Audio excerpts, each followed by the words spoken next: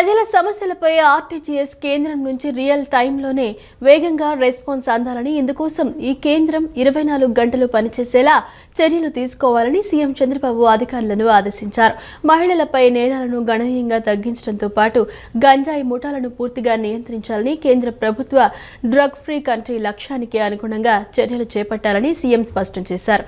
గిరిజన ప్రాంతాల్లో అన్న క్యాంటీన్ల ఏర్పాటుకు ప్రత్యేక చర్యలు తీసుకోవాలని, మారుమూల ప్రాంతాల్లో కమ్యూనికేషన్ నెట్వర్క్ కనెక్టివిటీ కోసం టవర్ల ఏర్పాటు ప్రక్రియను వేగవంతం చేయాలని సూచించారు.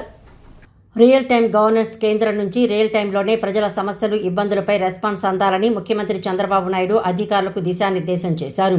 వేగంగా స్పందించగలిగితేనే పౌరులకు మెరుగైన సేవల్ని అందించగలుగుతామని ఆయన స్పష్టం చేశారు. సీఎస్ ఆధ్వర్యంలో మల్టీ డిపార్ట్మెంట్ కోఆర్డినేషన్ సమావేశం జరగాలని, విశాఖ సముద్ర తీరంలో బోటు మునిగి మత్స్యకారులు గల్లంతైన ఘటనలో తక్షణ స్పందనగా ఏ విభాగాలు ఎలా స్పందించాయన్నదే కీలకమని అన్నారు. ఆర్టీజీఎస్ కేంద్రం 24 గంటలు ప్రజలకు సేవలు అందించేలా చర్యలు చేపట్టాలని సీఎం నిర్దేశించారు. 5 రోజుల జిల్లాల పర్యటన అనంతరం అమరావతికి చేరుకున్న ముఖ్యమంత్రి చంద్రబాబు సచివాలయంలోని ఆర్టీజీఎస్ కేంద్రంలో అధికారులతో సమీక్షా సమావేశం నిర్వహించారు.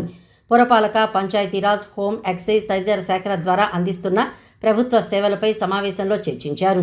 దీనిపై ముఖ్యమంత్రి మాట్లాడుతూ ఏఐ మెథడాలజీ ద్వారా చిత్తూరు జిల్లాలో సంతృప్తి స్థాయి నమోదు చేస్తున్నామని అన్నారు.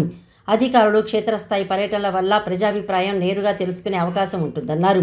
నియోజకవర్గ స్థాయిలో లాస్ట్ మైల్ గవర్నెన్స్ ప్రజలకు అందాలని, రాష్ట్ర అభివృద్ధిలో, ప్రజాపాలనలో పొలిటికల్ మేనేజ్మెంట్, బ్యూరోక్రటిక్ యాక్షన్ సమపాలలో ఉండాలని అన్నారు. పబ్లిక్ గ్రీవెన్స్ రెడ్సల్ సిస్టంలో పెండింగ్లో ఉన్న దరఖాస్తులను త్వరితగతిన పరిష్కరించాలని సూచించారు. వివిధ కేటగిరీలు, శాఖలకు చెందిన పీజీఆర్ఎస్ దరఖాస్తుల పరిష్కారానికి ఓ యాక్షన్ ప్లాన్ సిద్ధం చేయాలి. క్షేత్రస్థాయిలో ఫలితాలు కనిపించేలా కలెక్టర్లు, ఉన్నతాధికారులు బాధ్యత తీసుకోవాలని పేర్కొన్నారు. గిరిజన ప్రాంతాల్లో అన్నా క్యాంటీన్ల ఏర్పాటు చేసేందుకు ప్రత్యేక చర్యలు తీసుకోవాలని సీఎం సూచించారు. రాష్ట్రంలో మహిళలపై నేరాలు గణనీయంగా తగ్గాలని, గంజాయి ముఠాలను పూర్తిగా నియంత్రించాలన్నారు. గంజాయి నిర్మూలనపై తీసుకుంటున్న చర్యలపై సమాచారాన్ని ప్రజల్లోకి వెళ్లేలా చూడాలని సీఎం నిర్దేశించారు. కేంద్రం కూడా డ్రగ్ ఫ్రీ కంట్రీగా భారత్ను తయారు చేసేలా కార్యాచరణ చేపట్టిందని, దానికి అనుగుణంగానే లక్ష్యాలను నిర్దేశించుకోవాలని స్పష్టం చేశారు. ప్రభుత్వం అమలు చేస్తున్న పథకాలు, కార్యక్రమాల ద్వారా ఎలాంటి ఫలితాలు సాధిస్తున్నామో అన్న అంశాన్ని కూడా ఎప్పటికప్పుడు విశ్లేషించాలని సీఎం అధికారులకు సూచించారు. క్షేత్రస్థాయిలో తాగునీరు, వ్యర్థాల సేకరణకు స్వచ్ఛ రథాలు, ఇంటింటికి చెత్త సేకరణ లాంటి అంశాల్లో నిర్దిష్టమైన ఎస్ఓపి జారీ చేయాలని సీఎం అన్నారు.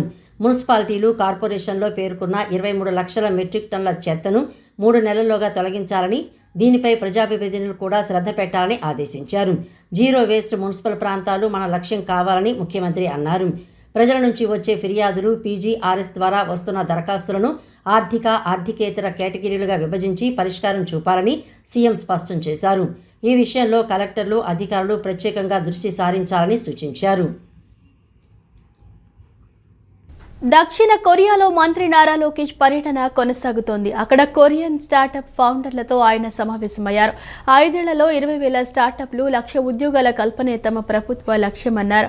రతన్ టాటా ఇన్నోవేషన్ హబ్లోకి కొరియన్ స్టార్టప్లను ఆయన ఆహ్వానించారు. ఏపీని ఏఐ రాజధానిగా నిలపడమే ధ్యేయమన్నారు. స్పార్క్, క్వాటలిస్ట్, వెలాసిటీ ల్యాబ్లలోకి రావాలని కొరియన్ సంస్థలను కోరారు. ఆంధ్రప్రదేశ్కు భారీ ఎత్తున పెట్టుబడులను ఆకర్షించే లక్ష్యంతో రాష్ట్ర ఐటీ, విద్యాశాఖ మంత్రి నారా లోకేష్ దక్షిణ కొరియాలో పర్యటిస్తున్నారు. ఈ పర్యటనలో భాగంగా ఏపీని ఆవిష్కరణలు, తయారీ రంగంలో అగ్రగామిగా నిలపాలనే లక్ష్యంతో ఆయన కీలక సమావేశాలు నిర్వహిస్తున్నారు. ఒక కుటుంబం, ఒక పారిశ్రామికవేత్త నినాదంతో రాబోయే 5 ఏళ్లలో 20,000 స్టార్టప్లను ప్రోత్సహించి తద్వారా 1,00,000 ఉద్యోగాలు సృష్టించడమే తమ ప్రభుత్వ ధ్యేయమని లోకేష్ స్పష్టం చేశారు. సియోల్ బిజినెస్ ఏజెన్సీ ఆధ్వర్యంలో కొరియన్ టెక్ స్టార్టప్ల వ్యవస్థాపకులతో జరిగిన రౌండ్ టేబుల్ సమావేశంలో ఆయన ఈ కీలక ప్రకటన చేశారు. ఏపీలో ఆవిష్కరణలకు వెన్నెముకగా ఉన్న రతన్ టాటా ఇన్నోవేషన్ హబ్ గురించి మంత్రి లోకేష్ కొరియన్ పారిశ్రామికవేత్తలకు సూచించారు. అమరావతిని ప్రధాన కేంద్రంగా చేసుకుని విశాఖపట్నం, తిరుపతి, అనంతపురం వంటి నగరాల్లో ప్రాంతీయ కేంద్రాలతో ఈ హబ్ పనిచేస్తుందని తెలిపారు. టాటా, ఎల్&టీ, జీఎంఆర్, అదాని వంటి దిగ్గజ సంస్థల భాగస్వామ్యంతో దీనిని ప్రపంచ స్థాయి ఇన్నోవేషన్ కేంద్రంగా తీర్చిదిద్దుతున్నట్లు చెప్పారు. ఆలోచనల రూపకల్పన, ఇంక్యుబేషన్ వంటి కార్యక్రమాల్లో పాలుపంచుకోవాలని కొరియన్ స్టార్టప్లను ఆయన ఆహ్వానించారు. ఇప్పటికే ఈ వేదిక ద్వారా 2,500కు పైగా స్టార్టప్లకు, 5,200 మందికి పైగా పారిశ్రామికవేత్తలకు మద్దతు అందించినట్లు గుర్తు చేశారు. ఆంధ్రప్రదేశ్ను భారతదేశ ఆర్టిఫిషియల్ ఇంటెలిజెన్స్ రాజధానిగా నిలపడమే తమ ప్రభుత్వ లక్ష్యమని లోకేష్ పునరుద్ఘాటించారు. ఈ దిశగా ఇప్పటికే పలు చర్యలు ప్రారంభించామని తెలిపారు. గూగుల్ ఏఐ హబ్ ఏర్పాటు, రిలయన్స్, సెవి వంటి సంస్థల ద్వారా 10 గిగావాట్ల డేటా సెంటర్ పైప్లైన్ నిర్మాణం జరుగుతోందని, దీనివల్ల స్టార్టప్లకు తక్కువ ధరకే భారీ కంప్యూటింగ్ వనరులు అందుబాటులోకి వస్తాయని వివరించారు. బీసీ సంక్షేమానికి తొలి 3 బడ్జెట్లలో వరుసగా 39,000 కోట్లు, 47,000 కోట్లు, 51,000 కోట్లను కూటమి ప్రభుత్వం కేటాయించిందని మంత్రి సవిత తెలిపారు. 6 బాలికల గురుకులాలను జూనియర్ కళాశాలలుగా అప్గ్రేడ్ చేస్తూ ఉన్నత విద్యకు అవకాశం కల్పిస్తున్నట్లు మంత్రి వెల్లడించారు. 26.71 కోట్లతో 62 ఎంజేపీ గురుకుల భవనాల మరమ్మతులు చేపడుతున్నట్లు చెప్పారు. బీసీ సంక్షేమానికి తొలి 3 బడ్జెట్లలో వరుసగా 39,000 కోట్లు, 47,000 కోట్లు, 51,000 కోట్లను కూటమి ప్రభుత్వం కేటాయించిందని మంత్రి సవిత తెలిపారు. 3వ బడ్జెట్లో బీసీల సంక్షేమం కోసం రికార్డు స్థాయిలో 51,000 కోట్లు కేటాయించామన్నారు. 500 కోట్ల శాసకీ నిధులతో ఎంజేపీ గురుకులాలకు శాశ్వత భవనాల నిర్మాణానికి శ్రీకారం చుట్టినట్లు చెప్పారు. రాష్ట్రంలో ఉన్న 109 గురుకులాలకు అదనంగా మరో 10 కొత్త బీసీ గురుకులాలను ఏర్పాటు చేయనున్నట్లు పేర్కొన్నారు. బీసీ విద్యార్థులకు నీట్, ఐఐటి ప్రవేశాల కోసం టేకులోడు, సింహాచలంలో 2 ఎక్సలెన్స్ సెంటర్లు ఏర్పాటు చేస్తామన్నారు. 6 బాలికల గురుకులాలను జూనియర్ కళాశాలలుగా అప్గ్రేడ్ చేస్తూ ఉన్నత విద్యకు అవకాశం కల్పిస్తున్నట్లు మంత్రి వెల్లడించారు. 26.71 కోట్లతో 62 ఎంజేపీ గురుకులాల భవనాల మరమ్మతులు చేపడుతున్నట్లు చెప్పారు. గురుకుల విద్యార్థులకు నాణ్యమైన విద్య, పోషకాహారం, క్రీడా సామాగ్రి, ట్రాక్ సూట్లను అందజేస్తున్నామన్నారు. చెస్లో ప్రతిభ పెంపొందించేందుకు ఏపీ చెస్ అకాడమీతో ఎంఓయూ కుదుర్చుకున్నామని తెలిపారు. 998 బీసీ హాస్టల్లో 85,000 మంది విద్యార్థులకు మెరుగైన వసతి సౌకర్యాలు కల్పిస్తున్నామని చెప్పారు. 2 ఏళ్లలో 80 కోట్లతో బీసీ హాస్టళ్ల మరమ్మతులు, మౌలిక వసతులను అభివృద్ధి చేశామని మంత్రి తెలిపారు. 772 హాస్టల్లో ఆర్ఓ ప్లాంట్లు, 642 హాస్టల్లో ఇన్వర్టర్లను ఏర్పాటు చేశామన్నారు. సివిల్స్, డిఎస్సి, గ్రూప్ 1, గ్రూప్ 2 పోటీ పరీక్షలకు బీసీ అభ్యర్థులకు ఉచిత శిక్షణ ఇస్తున్నామని తెలిపారు. విశాఖపట్నం, అనంతపురం, తిరుపతిలో 3 ప్రత్యేక బీసీ స్టడీ సర్కిల్లను ఏర్పాటు చేయనున్నట్లు పేర్కొన్నారు. 1000 కోట్లతో ఆదరణ 3.0 అమలు చేసి బీసీలకు ఆధునిక పరికరాలను పంపిణీ చేస్తామన్నారు. బీసీల ఆత్మ గౌరవం కోసం దేశంలోని తొలి బీసీ రక్షణ చట్టాన్ని ప్రభుత్వం తీసుకురానుందని తెలిపారు. స్థానిక సంస్థల్లో బీసీలకు 34% రిజర్వేషన్లను అమలుకు చర్యలు చేపడుతున్నట్లు తెలియజేశారు. రిజల్ట్స్ 94% మరి పర్సెంటేజ్ కూడా రావడం కూడా జరిగింది. అంతేకాకుండా మరి IIITలో గత ఏడాది 302 మంది, ఈ ఏడాది 375 మంది కూడా ఎంపికయ్యారన్న విషయం కూడా తెలియజేస్తూ మరి అభివృద్ధి ధ్యేయంగా ముఖ్యంగా పిల్లలకు ఎంజేపీ గురుకుల పాఠశాలల్లో చదువుకుంటున్న విద్యార్థులకు గత 5 సంవత్సరాలు అంటే వైసీపీ ప్రభుత్వంలో నిర్లక్ష్యానికి గురి కావడంతో బీసీ బిడ్డలు చాలా ఇబ్బంది పడ్డారు.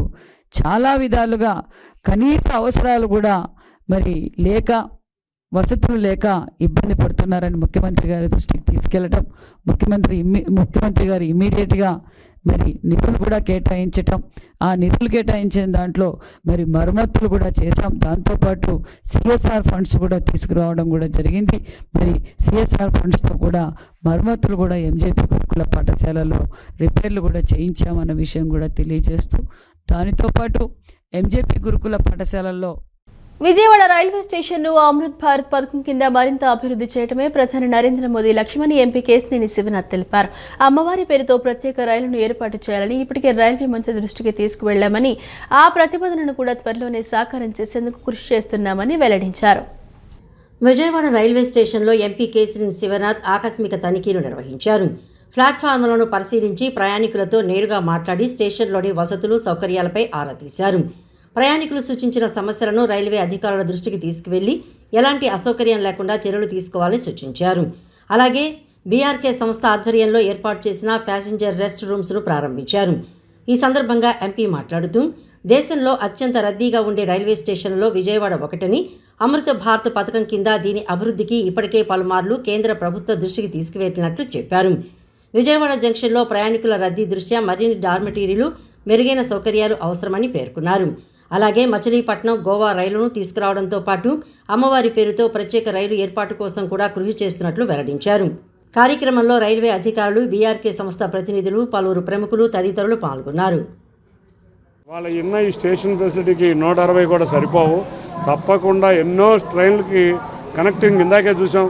కొంతమంది ఇక్కడి నుంచి తిరుపతి వెళ్తున్నారు, శ్రీకాకుళం నుంచి వచ్చి, కొంతమంది ఎక్కడి నుంచి అయినా వచ్చి ఇది ఒక జంక్షన్గా సౌత్ నార్త్కి కనెక్షన్ జంక్షన్గా ఉపయోగపడే దీని చోట మంచి రెస్ట్ రూమ్లు ఓపెన్ చేసిన, మంచి స్లీపింగ్ రూమ్స్ ఓపెన్ చేసిన, అన్నిటికన్నా సౌకర్యాలతో ఏర్పాటు చేసిన బీఆర్కే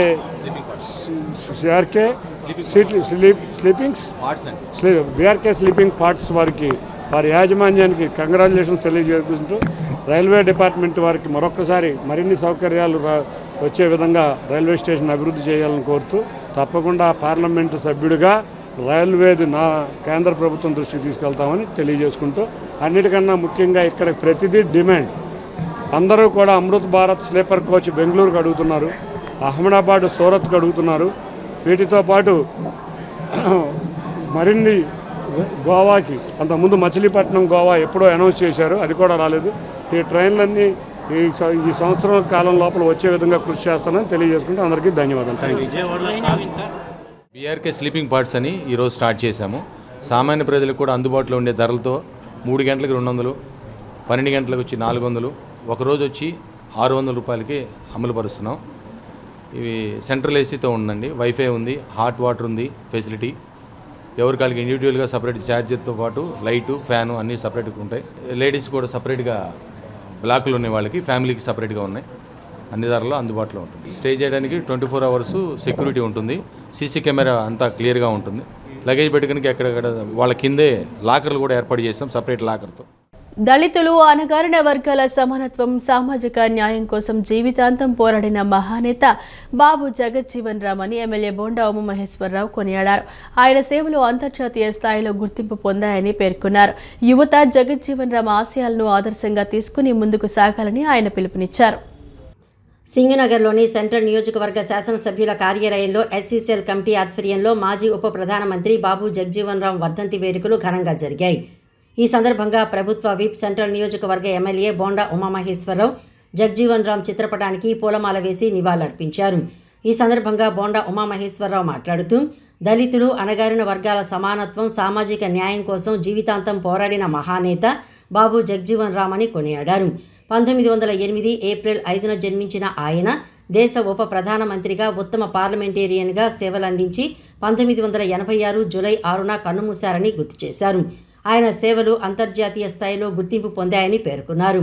యువత జగజ్జీవన్ రామ్ ఆశయాలను ఆదర్శంగా తీసుకుని సామాజిక సమానత్వం, సేవాభావంతో ముందుకు సాగాలని ఎస్సీసీఎల్ నాయకులు పిలుపునిచ్చారు. దేశంలోనే గొప్ప నాయకుల్లో ఒకరుగా పేరు పొందిన బాబు జగజ్జీవన్ రామ్ గారిని ఈరోజు స్మరించుకోవడం చాలా సంతోషంగా ఉంది. ఆ మహనీయుని అడుగుజాడల్లో ముందుకెళ్తూ వారి ఆశయాలను కొనసాగిస్తూ ఈ రోజున విజయవాడ సెంట్రల్ నియోజకవర్గ శాసనసభ్యులు, ప్రభుత్వ విప్ బోండా ఉమామహేశ్వరరావు గారి ఆదేశాల మేరకు ఆ మహనీయుడిని స్మరించుకుంటూ యువతంతా కూడా వారిని మార్గదర్శకంగా చేసేలాగా ఈరోజు చేస్తూ, దళిత నిమ్న జాతుల్లో పుట్టిన బాబు జగజ్జీవన్ రామ్ గారు భారతదేశానికి ఉప ప్రధానిగా వారి ఎదుగుదలకి వారిని స్ఫూర్తిగా పొంది నేటి యువత కూడా అదేవిధంగా ముందుకెళ్లాలని వారి ఆశయాలను ముందుకు తీసుకెళ్తామని కూడా ఈ వర్ధంతి సందర్భంగా వారికి ఘనంగా నివాళులర్పిస్తూ, వారి ఆశయాలను ముందుకు తీసుకెళ్లడమే వారికి సరైన నివాళని చెప్పి ఈరోజు యువతంతా కూడా మేమందరం కూడా భావిస్తూ వారి ఆశయాలను ముందుకు తీసుకెళ్ళడానికి కృషి చేస్తామని కూడా తెలియజేస్తున్నాం. జోహార్ డాక్టర్ బాబు జగజ్జీవన్ రామ్ గారు.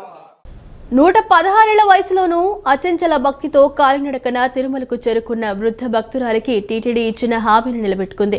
కుటుంబ సభ్యులతో కలిసి ఆమెకు సోమవారం ఉదయం శ్రీవారి వీఐపీ బ్రేక్ దర్శనం కల్పించింది. టీటీడీ చైర్మన్ బిఆర్ నాయుడు తన కోటాలో ప్రత్యేక దర్శన ఏర్పాట్లు చేయించడంతో భక్తురాలు ఆనందం వ్యక్తం చేశారు. ఈ సందర్భంగా తనకు ఈ వయసులో శ్రీవారి ప్రత్యేక దర్శన భాగ్యం కల్పించిన టీటీడీ చైర్మన్ కు ఆమె హృదయపూర్వక కృతజ్ఞతలు తెలిపారు. స్వామివారి దర్శనం జీవితంలో మరపురాని అనుభూతిగా నిలిచిందని కుటుంబ సభ్యులు పేర్కొన్నారు. ఇటీవల కుటుంబ సభ్యుల సహాయంతో అలిపిరి మార్గంలో కాలినడకన తిరుమలకు వెళ్తున్న నవనీతమ్మ వీడియో సోషల్ మీడియాలో వైరల్ గా మారింది. దీనిపై స్పందించిన ఆంధ్రప్రదేశ్ ముఖ్యమంత్రి Chandrababu Naidu TTD chairman BR Naidu ఆమెకు ప్రత్యేక దర్శనం కల్పిస్తామని హామీ ఇచ్చారు. చైర్మన్ సార్కి వెళ్ళిన దానికి చైర్మన్ సార్ మాకు వీఐపీ దర్శనం కల్పించి మా అమ్మమ్మని అందరినీ దర్శనం భాగ్యం ఇచ్చారు. చైర్మన్ సార్కి కృపంగా దైవ కృపణ మాకు వీఐపీ దర్శనం అయిందన్న చాలా సంతోషంగా ఉంది. మర్చిపోయిన రోజుగా గుర్తుపెట్టుకుంటాము. అందరికీ ధన్యవాదాలు. దేవస్థానం అందరికీ నమస్కారాలు చేస్తాను. PGRS లో వచ్చే ప్రతి సమస్యను క్షుణ్ణంగా పరిశీలించి సత్వర పరిష్కారం చూపుతున్నామని వీఎంసీ కమిషనర్ ధ్యానచంద్ర అన్నారు. గతంలో వచ్చిన అర్జీల పరిష్కార స్థితిగతులపై శాఖాధిపతులతో చర్చించిన ఆయన ప్రజల సమస్యలను ఆలస్యం చేయకుండా వెంటనే పరిష్కరించాలని అధికారులను ఆదేశించారు. PGRS దరఖాస్తులతో పాటు పురమిత్ర కంప్లైంట్ను కూడా చాలా వేగంగా పరిష్కరిస్తున్నట్లు కమిషనర్ తెలిపారు. విజయవాడ మున్సిపల్ కార్పొరేషన్ ప్రధాన కార్యాలయంలోని కమాండ్ కంట్రోల్ రూమ్లో సోమవారం నిర్వహించిన ప్రజా ఫిర్యాదుల పరిష్కార వేదికలో కమిషనర్ ధ్యానచంద్ర పాల్గొని ప్రజల నుండి వినతులను స్వీకరించారు. అనంతరం ఆయన జోనల్ కార్యాలయంలో జరుగుతున్న ఫిర్యాదుల ప్రక్రియను వీడియో కాన్ఫరెన్స్ ద్వారా సమీక్షించారు. గతంలో వచ్చిన అర్జీల పరిష్కార స్థితిగతులపై శాఖాధిపతులతో చర్చించిన ఆయన ప్రజల సమస్యలను ఆలస్యం చేయకుండా వెంటనే పరిష్కరించాలని అధికారులను ఆదేశించారు. ఈ సందర్భంగా కమిషనర్ మాట్లాడుతూ కార్పొరేషన్ పరిధిలోని 3 సర్కిళ్లతో పాటు అన్ని సచివాలయాల్లోనూ ప్రతి సోమవారం ఈ కార్యక్రమం విజయవంతంగా జరుగుతోందని తెలిపారు. గత వారంలో 11 విభాగాల కింద దాదాపు 188 దరఖాస్తులు వచ్చాయని, ప్రతి దరఖాస్తును అధికారులు అత్యంత సీరియస్గా తీసుకుంటున్నారని చెప్పారు. సిబ్బంది స్వయంగా బాధితులతో కలిసి క్షేత్రస్థాయికి వెళ్లి సమస్యలను అర్థం చేసుకుని పరిష్కరిస్తున్నారని వివరించారు.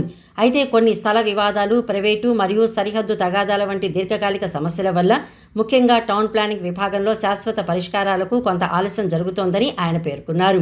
ఇటువంటి క్లిష్టమైన సమస్యల కోసం ప్రత్యేకంగా ఒక లీగల్ టీంను ఏర్పాటు చేసి దీర్ఘకాలిక పరిష్కారాలు కనుగొనేందుకు ప్రయత్నిస్తున్నామని చెప్పారు. ప్రభుత్వ మరియు కలెక్టర్ ఆదేశాల మేరకు PGRS దరఖాస్తులతో పాటు పురమిత్ర కంప్లైంట్స్ను కూడా చాలా వేగంగా పరిష్కరిస్తున్నట్లు కమిషనర్ తెలియజేశారు. ఎక్కడైనా సమస్య పరిష్కారం కాక అసంతృప్తి ఉంటే బాధితులు స్థానిక సచివాలయం సిబ్బందిని, జోనల్ కమిషనర్ను లేదా మున్సిపల్ కార్యాలయాన్ని సంప్రదించవచ్చని, చట్ట పరిధిలో బాధితులకు ఖచ్చితంగా న్యాయం జరిగేలా అన్ని చర్యలు తీసుకుంటామని ఆయన స్పష్టం చేశారు. 3 సర్కిల్స్లో ప్రతి సచివాలయంలో జరుగుతూ ఉంది. ముఖ్యంగా లాస్ట్ 1 వీక్లో ఒక అరౌండ్ 188 అప్లికేషన్స్ ఒక 11 కేటగిరీలో రావడం జరిగింది. ప్రతి అప్లికేషన్ను కూడా సీరియస్గా తీసుకొని ఎక్కడ పెటిషనర్ కంప్లైంట్ పెట్టారో ఆ లొకేషన్కి పెటిషనర్తో పాటు వెళ్ళి ప్రాబ్లం అర్థం చేసుకుని సాల్వ్ చేయడానికి చర్యలు తీసుకుంటున్నాము.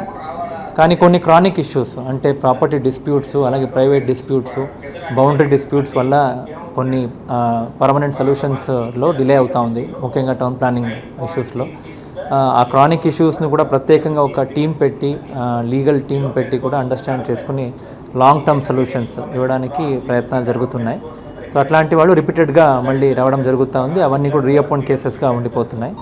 కానీ ప్రతి అప్లికేషన్ కూడా చాలా సీరియస్గా తీసుకోవాలి అని ప్రభుత్వ ఆదేశము, కలెక్టర్ గారి ఆదేశము అన్నీ కూడా తీసుకుని అలాంగ్ విత్ PGRS పురమిత్ర కంప్లైంట్స్ను కూడా చాలా డెడికేటెడ్గా డిస్పోజ్ చేయడానికి చర్యలు తీసుకుంటున్నాము. ఎక్కడైనా డిసాటిస్ఫాక్షన్ ఉంటే దయచేసి మళ్ళీ ఒకసారి లోకల్ సచివాలయం స్టాఫ్ ఉండొచ్చు, జోనల్ కమిషనర్స్ ఉండొచ్చు, లేదంటే ఇక్కడ మున్సిపల్ ఆఫీస్లో కలిసినా కూడా ఆ ఇష్యూ పైన ప్రత్యేకంగా లీగల్లీ చేసే అవకాశం ఉంటే ఖచ్చితంగా న్యాయం చేయడానికి అన్ని చర్యలు కూడా తీసుకోవడం జరుగుతుంది.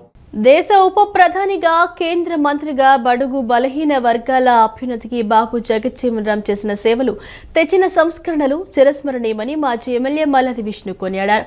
జగజ్జీవన్ రామ్ వంటి మహనీయుల ఆశయాలకు అనుగుణంగానే వైఎస్ జగన్మోహన్ రెడ్డి ప్రభుత్వం పనిచేసిందని గుర్తు చేశారు. కూటమి పాలనలో ఆంధ్రప్రదేశ్లో ప్రస్తుతం ప్రజాస్వామ్యం పూర్తిగా కూని అవుతోందని మల్లాది విష్ణు విమర్శించారు.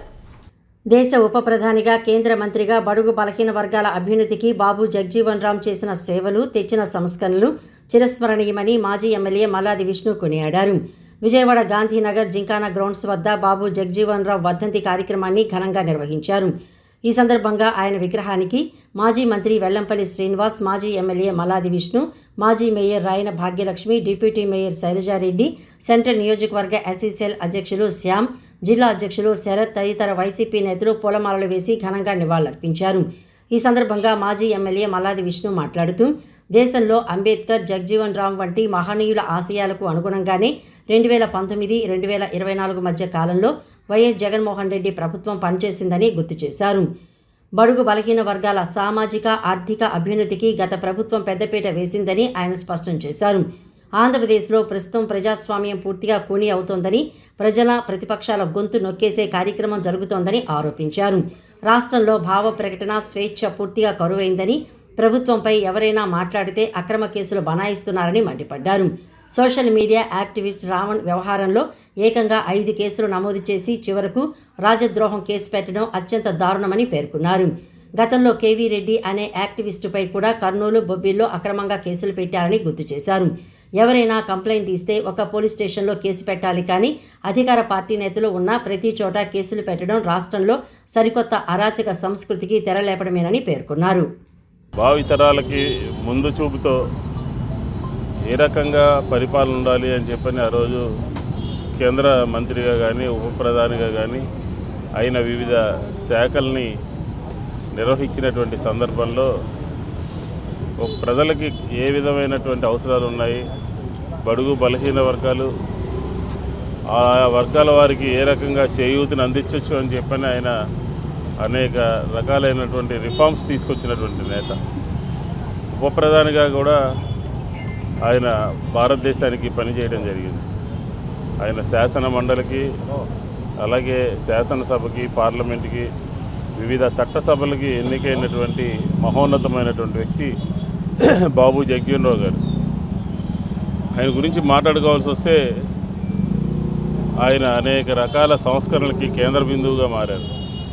ఎందుకంటున్నామనంటే ఆయన చూపించినటువంటి బాటలోనే 2019 నుంచి 24 వరకు వైఎస్ఆర్ కాంగ్రెస్ పార్టీ జగన్మోహన్ రెడ్డి గారి నాయకత్వంలో అనేక సంస్కరణలు తీసుకురావడం జరిగింది.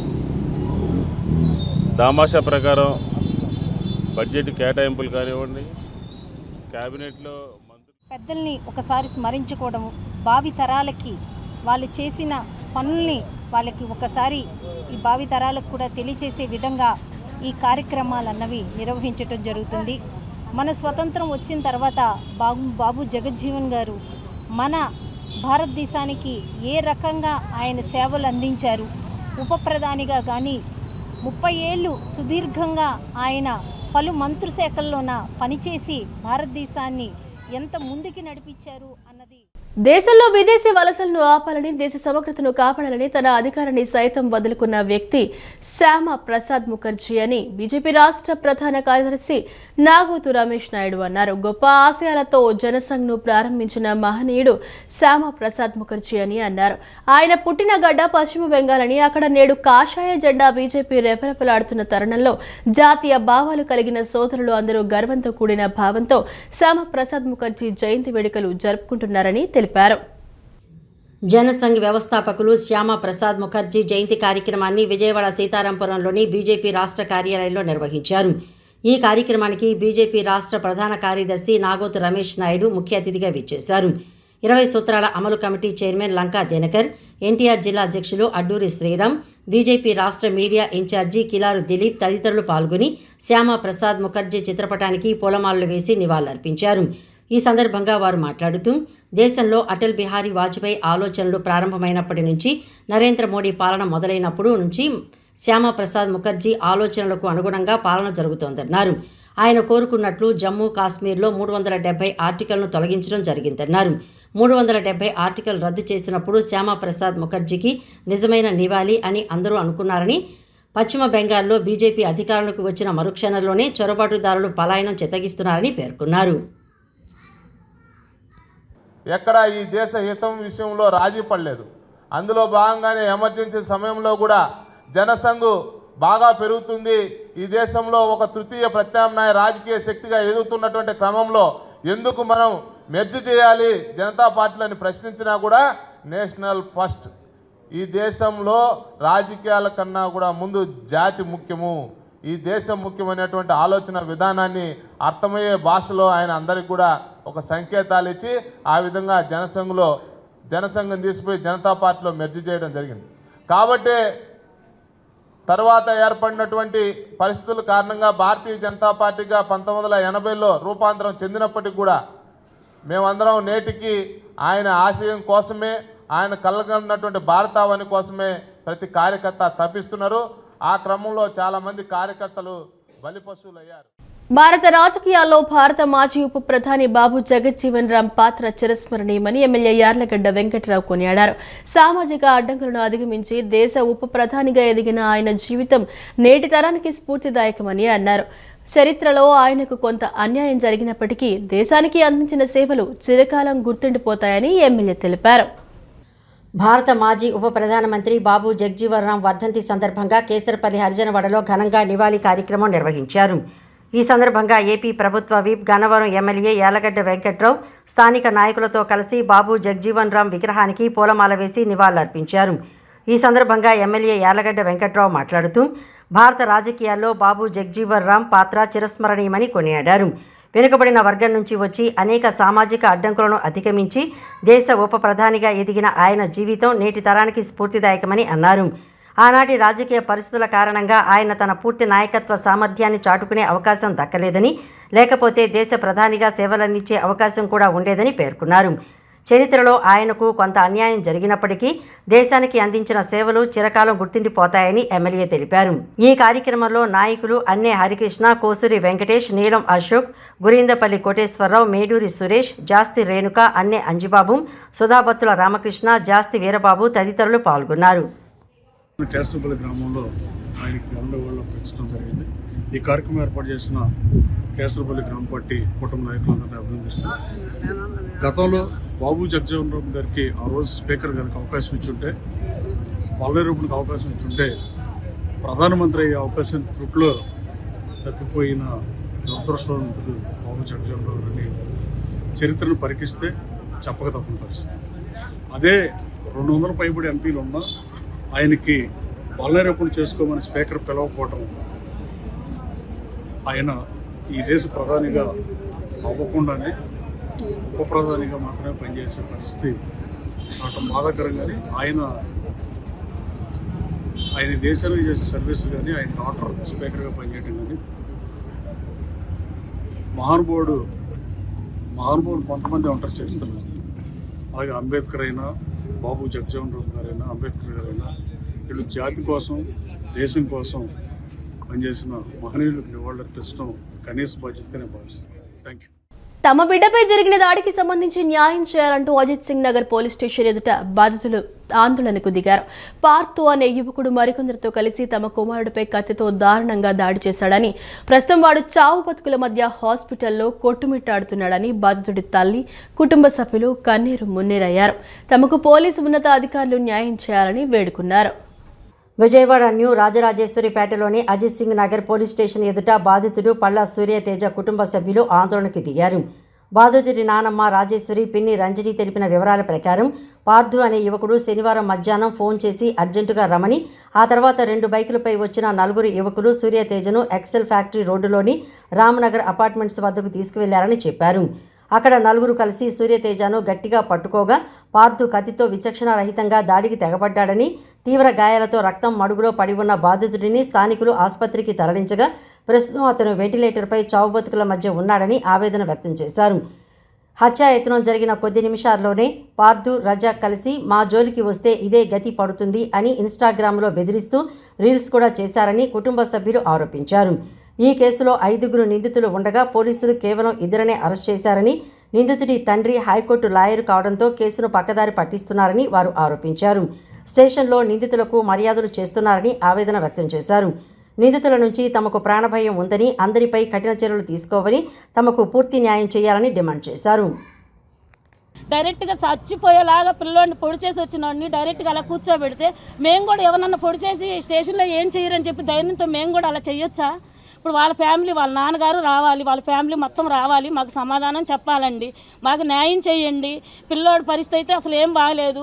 మా వాడు ఏమని చూసేవాడు నరకం అనుభవిస్తున్నాడు. ఇప్పుడు ఆ బిడ్డ ఎలా ఉంటుందో కూడా తెలియదు. వాడి పరిస్థితి, ఫ్యామిలీ కోల్పోయిందండి మొత్తము. మీరేం న్యాయం చేస్తారో ఆ న్యాయం చేయండి. పోలీసు వాళ్ళు మాత్రం కేర్ తీసుకోలేదు. కేసు అయితే రాశారు, మాకైతే వాళ్ళ నాన్న హైకోర్టు లాయర్ అంటండి. కేసు మాత్రం అసలు న్యాయం జరగాలి. 5 మంది పిల్లలు పేగు అన్నం తినే పేగులోకి గుచ్చుకుందంటండి కత్తి. అన్నం తినే నా కొడుకు ఏడిచి నన్ను వదలండ్రా, నన్ను చంపమాకండ్రా, మీకు అల్లాడిపోయాడండి. అల్లాడిపోయి ఒక్కడైపోతే 4 కాళ్ళతో కొట్టి, చేతులతో కొట్టి, నా కొడుకుని తరిమి కొట్టి, నీ సావు ఎలాగైనా సరే మా చేతిలోనే ఉందిరా, నిన్ను మళ్ళీ చంపుతాను. వాడు అరిసే పెద్ద కేకలకి జనాభా అందరూ వచ్చారంట. వచ్చేపాటికి రక్తం మడుగులో నా కొడుకు పడిపోయి ఉంటే ఒక పిల్లాడు హాస్పిటల్కి తీసుకెళ్ళాడంట. ఆ పిల్లాడు ఎక్సెల్ ఫ్యాక్టరీ డోర్ దగ్గర నుంచి బయట నుంచి పరిగెత్తుకుంటూ వచ్చాడంట. వాళ్ళందరినీ చూసి వాడు ఒకటే మాట అన్నాడంట, ఎప్పటికైనా నీ సావు నా చేతిలోనే ఉంది, నేను చంపేస్తారా అన్నాడంట. పోలీసు వరకు మేము విన్నపించుకుంటే వాళ్ళని అరెస్ట్ చేసి ఆ ముగ్గురు కూడా 24 గంటల లోపు అరెస్ట్ చేసి లోపల పెట్టాలా, లోపల పెట్టి వాళ్ళ కుటుంబానికి న్యాయం జరిగేటట్టుగా వాళ్ళ మొత్తానికి కఠినమైన శిక్ష పడేటట్టుగా సెక్షన్లు పెడితే వాళ్ళ కుటుంబానికి న్యాయం జరుగుద్ది. ఇతర కుటుంబాలు కూడా అలా జరగకుండా తల్లిదండ్రులు కూడా జాగ్రత్త కాపాడుకోవడానికి పిల్లలకు అవకాశం ఉంటుంది. ఎందుకంటే గంజాయిలు తాగి ఇష్టాసారంగా మందు తాగి గంజాయి తాగి సొల్యూషన్ తాగి ఇష్టాసారం తయారైపోతున్నారు. వీళ్ళ మీద ప్రభుత్వం కూడా కఠిన చర్యలు తీసుకోవాలి. ప్రభుత్వంలో కూడా ఉన్న వాళ్ళ నాయకులు కూడా ఈ రోజు వరకు వచ్చి వాళ్ళ కుటుంబానికి ఏం జరిగిందని ఎవరు అడగలేదు. ఇంతవరకు వచ్చి వాళ్ళు కూడా వచ్చి ప్రభుత్వం నుంచి వచ్చి ఏం జరిగింది ఏంటని విచారించాలి. వాళ్ళ కుటుంబానికి ప్రభుత్వం కూడా. కృష్ణా జిల్లా ఉయ్యూరు సబ్ రిజిస్టర్ కార్యాలయం వద్ద దస్తావేజులు రైటర్లు ఆందోళన చేపట్టారు. ఈ సందర్భంగా వారు మాట్లాడుతూ స్టాంప్ రిజిస్ట్రేషన్ శాఖ సేవల ప్రైవేటీకరణ తక్షణమే నిలిపివేయాలని డిమాండ్ చేశారు. ప్రభుత్వం తీసుకువచ్చిన జీవో నంబర్ 396ను వెంటనే రద్దు చేయాలని, అలాగే నూతనంగా రిజిస్ట్రేషన్ సేవా కేంద్రాలను ఏర్పాటు చేయవద్దని కోరారు. ఈ నిర్ణయాల వల్ల రాష్ట్ర వ్యాప్తంగా దస్తావేజుల రచనపై ఆధారపడి జీవిస్తున్న సుమారు 3.5 లక్షల కుటుంబాలు రోడ్డున పడే ప్రమాదం ఉందని వారు ఆవేదన వ్యక్తం చేశారు. ఎన్నికలకు ముందు ఇచ్చిన హామీ మేరకు అర్హులైన వారికి పెన్షన్ మంజూరు చేయాలని సిపిఎం పశ్చిమ కమిటీ సభ్యుడు సూరిబాబు కూటమి ప్రభుత్వాన్ని డిమాండ్ చేశారు. కొత్త పెన్షన్లు ఇవ్వకపోగా పెన్షన్లు తొలగించడం వల్ల వృద్ధులు తీవ్ర ఇబ్బందులు పడుతున్నారని ఆవేదన వ్యక్తం చేశారు. ఈ సమస్యలపై ఇప్పటికే పలుమార్లు అధికారులకు వినతి పత్రాలు సమర్పించినా ఎలాంటి ఫలితం లేకపోయిందని విమర్శించారు. కొత్త పెన్షన్లను వెంటనే మంజూరు చేయాలని డిమాండ్ చేస్తూ పెన్షన్దారుల సంక్షేమ సంఘం ఆధ్వర్యంలో చిట్టినగర్లోని సర్కిల్ 1 కార్యాలయం ఎదుట పెన్షన్దారులు ఘనంగా ధర్నా చేపట్టారు. ఈ నిరసన కార్యక్రమానికి సిపిఎం పశ్చిమ నగర కమిటీ పూర్తి మద్దతు ప్రకటించింది. ఈ సందర్భంగా సిపిఎం పశ్చిమ కమిటీ సభ్యుడు సూరిబాబు మాట్లాడుతూ ఎన్నికల సమయంలో వికలాంగులకు, ఒంటరి మహిళలకు, అలాగే 50 సంవత్సరాలు దాటిన వారికి పెన్షన్లు ఇస్తామని ఇచ్చిన హామీలను ప్రభుత్వం వెంటనే నెరవేర్చాలని డిమాండ్ చేశారు. ప్రస్తుతం 60 ఏళ్లు దాటిన వృద్ధులకు, భర్త చనిపోయిన మహిళలకు 100 గజాల ఇల్లు ఉందనే నెపంతో పెన్షన్లు తొలగించడం దారుణమన్నారు. వృద్ధాప్యంలో కొడుకులు, కోడళ్లు పట్టించుకోని తరుణంలో ఎంతోమంది వృద్ధులు ఈ పెన్షన్పైనే ఆధారపడి బతుకుతున్నారని, అలాంటి వారి పెన్షన్లు తొలగించడం చేయటం వల్ల తీవ్ర ఇబ్బందులు పడుతున్నారని ఆవేదన వ్యక్తం చేశారు. ఈ సమస్యలపై ఇప్పటికే పలుమార్లు అధికారులకు వినతి పత్రాలు సమర్పించినా ఎలాంటి ఫలితం లేకపోయిందని విమర్శించారు. ఇప్పటికైనా ప్రభుత్వం స్పందించి అర్హులైన వికలాంగులకు, వృద్ధులకు, వితంతువులకు వెంటనే పెన్షన్లు మంజూరు చేయాలని సిపిఎం పార్టీ తరపున ఆయన డిమాండ్ చేశారు. 100 గజాలు ఇల్లుంటే ఇల్లు ఉందనే ఉద్దేశం మీద పెన్షన్లు కూడా తీశారు.